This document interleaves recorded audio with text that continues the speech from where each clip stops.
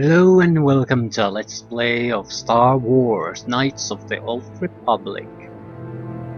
This is well, I guess at this point old role-playing game made by BioWare and actually in the Star Wars universe.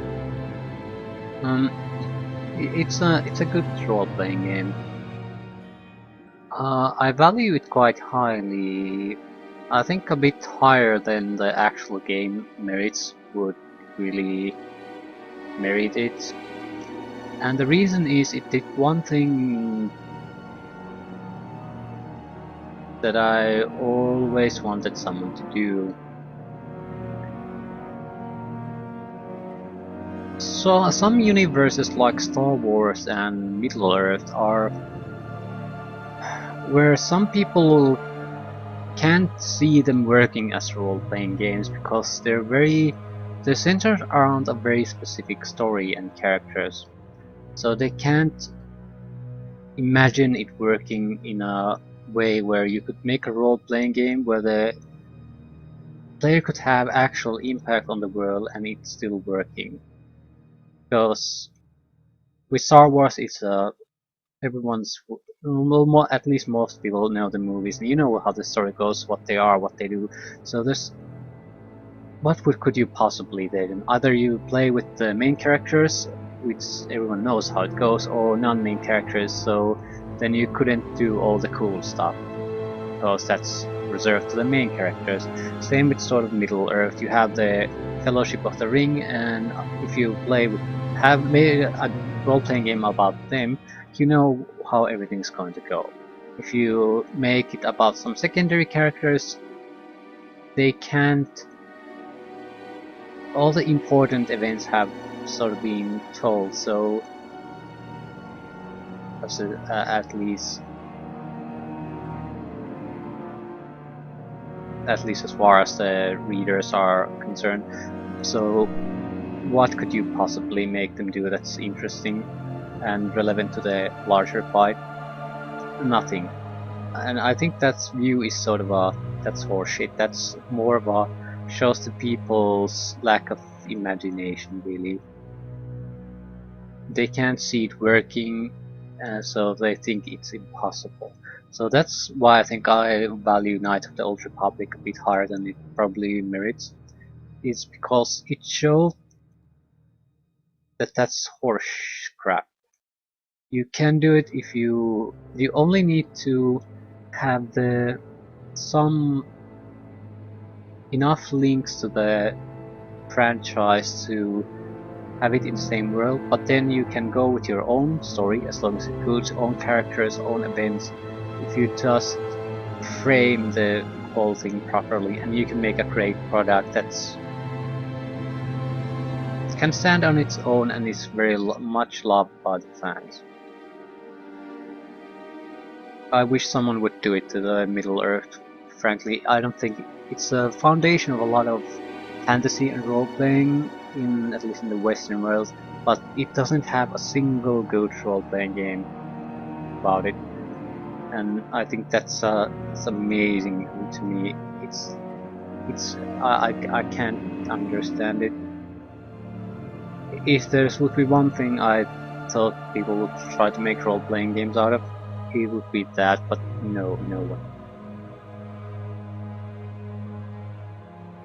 So at least I'm happy that the Star Wars universe got its own good role-playing game, and Knights of the Old Republic series is those good games. So we better get started on that. Yeah, character generation, 3 classes, 2 genders. Scoundrel, Scout, and Soldier.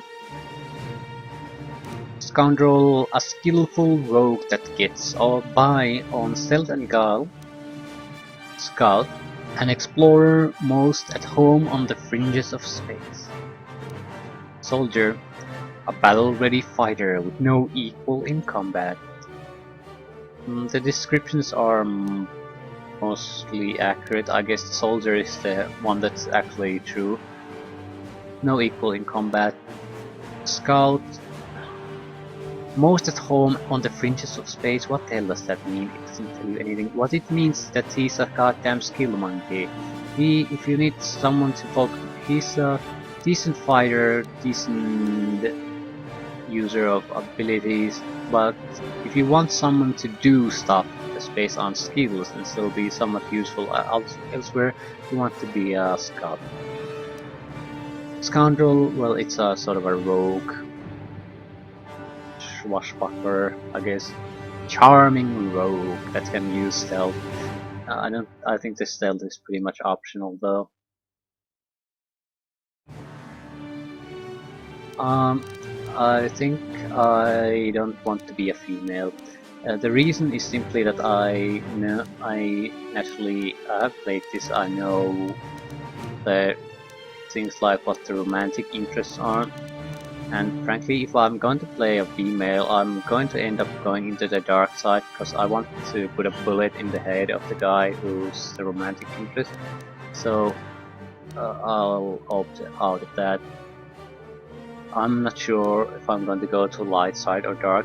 I don't want to think of the gameplay in that sense. I want to make some kind of a character and play that. If he ends up in the light side, that's fine. If it ends up in the dark side, that's fine too. That's not important to me. We'll pick the male scout. Soldier is a much better fighter. Scoundrel has its own focuses. I want to take the scout because it's a solid character that can do a lot of things in a group. And since the main character is always in a group, this allows me to do one thing that I want to do. That is choose my additional party members because I want them to be in the party and not because I need their skills. So I don't need to do a lot of patching on that front because of a lack of vital skills, because our main character can do most of them at least competently. Yeah, custom character, no quick character for us.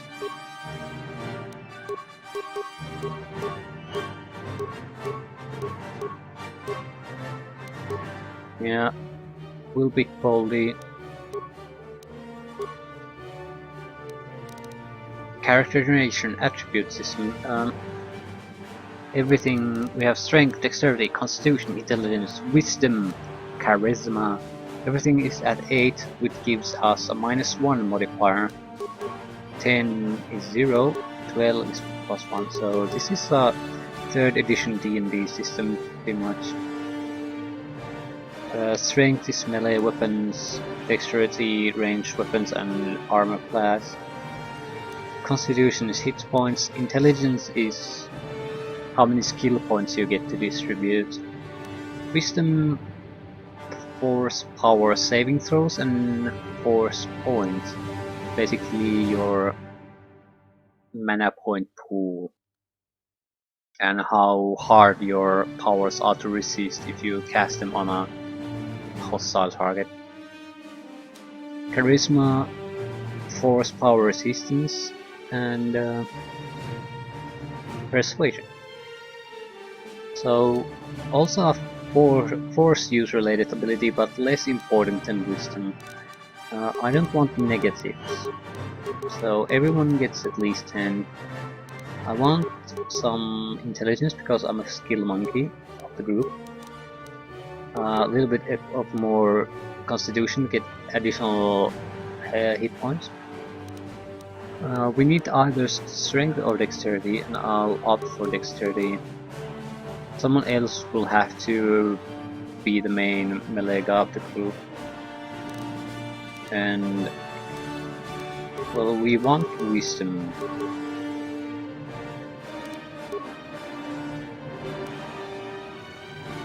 I want to be able to use my force powers and use them effectively. So I buffed up charisma not because I care about this persuasion, but because it's cheaper to raise charisma than it is to raise wisdom higher. I have 2 remaining points, but I can only raise wisdom by 1 point because it's so high already. I could raise other stat attributes by 2 points. I'll still put it to wisdom. I think if this is the 3rd edition D&D system, basically, I can get additional attribute points if I level up enough. So I just need one of those and I can get an extra modifier from the wisdom. If it's the D&D system, I think it is. It's 1 extra attribute points every 4 levels. I'm not sure it's quite the same, but it's very likely, it seems to be almost identical. So there's a very strong chance that that's exactly how it works.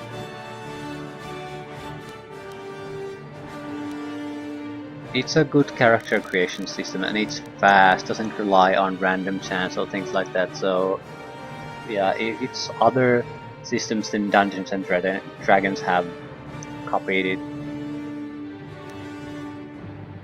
Okay, skills. Yeah, this is why we took them 20 skill points. 8 skills. There are class skills, cross-class skills. Basically, class skills can be raised higher and it's cheaper to raise. Cross-class skills are you can only raise it to half that and it's twice as expensive to raise one. So even though I can take anything, the class skills are the things I can actually raise to some kind of useful level. And those are computer use, which is hacking based. Hacking. Demolitions, how to deal with mines, setting mines, recovering mines, disarming mines. Stealth is the ability to use an item that makes you invisible. It's not hiding in the shadows or anything like that. It's an actual camouflage you need to use. I'm not gonna take that. Awareness, ability to spot hidden people and mines. So demolitions without awareness is useless, because you can't see the things you need to disarm. But awareness is a basic ability most classes get, so I don't know if it's sensible for me to buff it up. Demolitions is much harder or more rarer to have as a class ability, so it makes more sense for me to invest in that and leave the awareness to a party member, at least to some extent. Persuasion is persuasion. It's exactly what it says it is, or the word implies. Repair is ability to fix mechanical devices or repair droids. Security is anything that's locked or security system related. It's a security. Treat injury gives you bonus to your healing. So if you have a healing item that heals 10 points, you have a treat injury of 5, you'll probably heal 15 points. So it's a pretty straightforward thing. They're all influenced by an attribute that gives them a negative or a positive value in addition to the skills invested. We'll put everything will max out computer use and repair and demolitions. I'll put a single point in persuasion and security. I don't invest anything in stealth.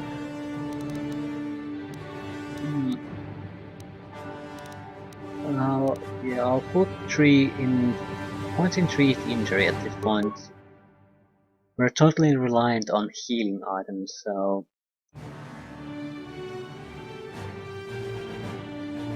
at least at this point, so it'll be useful no matter what. Okay. Feats. You have been granted the following feats this level. Light armor proficiency, medium armor proficiency, flurry, rapid shot. Flurry is the equivalent of rapid shot. The other is for melee weapons, then other is for ranged weapons. Int lance level 1. Pistol, rifle, and melee weapon proficiency. We have a single feat point. We can buy anything of these. I'm not gonna go through all of these. There's the melee and range weapon variants of different abilities, compatibilities. Then there's proficiency in certain weapon types. And one choice between two weapon fighting style and a single one-handed fighting style. If you want to make the best combat character, you want two weapon fighting and a master flurry. Alternatively, power attack. Uh, it's because a lot of those abilities provide additional attacks per turn. This isn't a turn-based system, but in actuality the game uh, sort of splits things into turns. So maximizing your number of attacks per turn and using will basically guarantee that you get reliable hits and you do the most damage each turn. With a soldier that has heavy focus on melee combat, has all the maximize the number of attacks he can make, you can annihilate everything in a turn or two. And I do mean every goddamn thing enemy you will ever engage in this. You'll have no trouble against anything. Just maximize damage and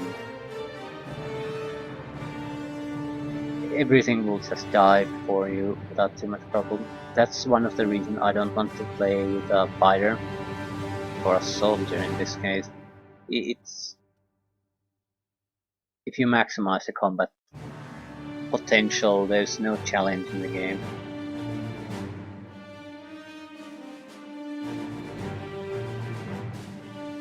You can do similar things with other type of character builds, so it's not isolated to a soldier. It's just if you overly maximize things, it sort of breaks the game in that sense.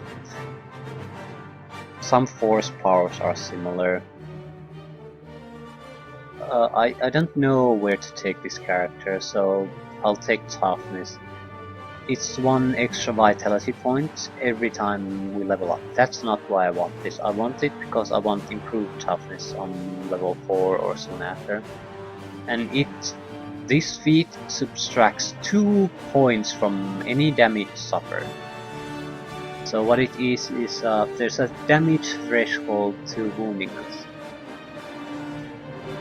I think anything below 2 or below basically does no damage to us. And against a lot of minor attacks, our survivability is vastly increased. It won't help us much against really tough enemies, but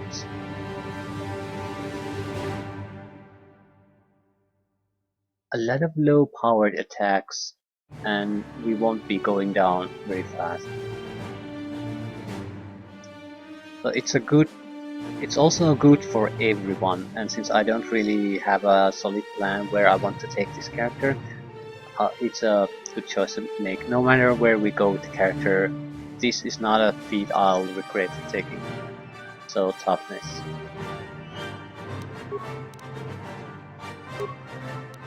Name. Jorundo Sansilia. I'm not taking Jorundo. I probably have problems pronouncing it. Hazah Kinolo. Jundagan. Trifkar.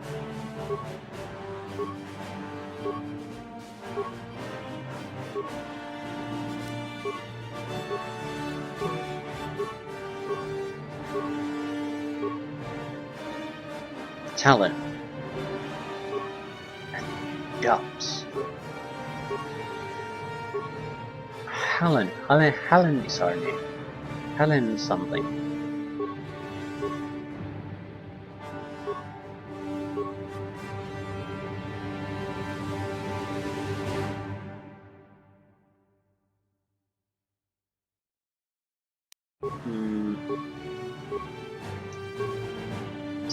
Sable.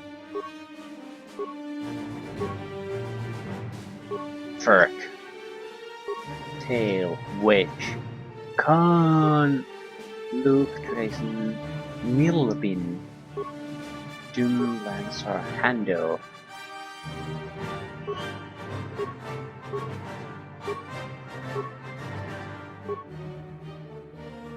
Huzzah! No.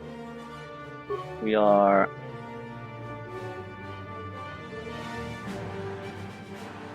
Jamar Torek.